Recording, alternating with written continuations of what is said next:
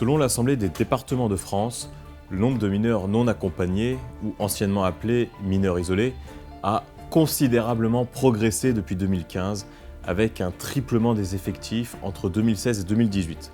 Ainsi, les derniers chiffres rendus publics par cette Assemblée faisaient état d'un total de 31 000 mineurs non accompagnés accueillis par les services de l'aide sociale à l'enfance à la fin de l'année 2019, dont 95% étaient des garçons, sans compter les 11 000 jeunes majeurs étrangers également aidés par les départements. Pour la seule année 2023, 19 370 mineurs non accompagnés ont été confiés à l'aide sociale à l'enfance, soit une augmentation de plus de 30% en un an. De même, si beaucoup d'entre eux proviennent de l'Afrique subsaharienne, on note également une poussée issue de l'Afghanistan.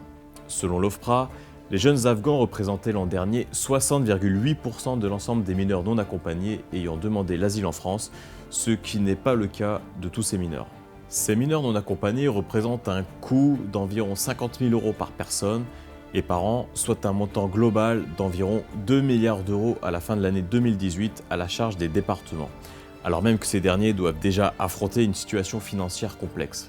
Ainsi, on estime que les mineurs non accompagnés représentent entre 15 et 20% des mineurs pris en charge par l'aide sociale à l'enfance, alors même que cette structure n'est pas forcément adaptée à la spécificité de ce public. Surtout, l'Assemblée des départements de France fait savoir qu'après évaluation, plus de la moitié d'entre eux s'avèrent en réalité majeurs et ne devraient donc pas relever de ce dispositif. En effet, ce statut de mineur non accompagné est de plus en plus dévoyé au profit d'une immigration clandestine. Pour lutter contre ce phénomène, différents moyens sont mis au service de l'administration pour tenter de déterminer la minorité des demandeurs, qui vont des empreintes digitales et photographies jusqu'aux tests osseux. Néanmoins, ces tests osseux sont strictement encadrés par la jurisprudence du Conseil constitutionnel et de la Cour européenne des droits de l'homme. Le recours ne peut être que subsidiaire.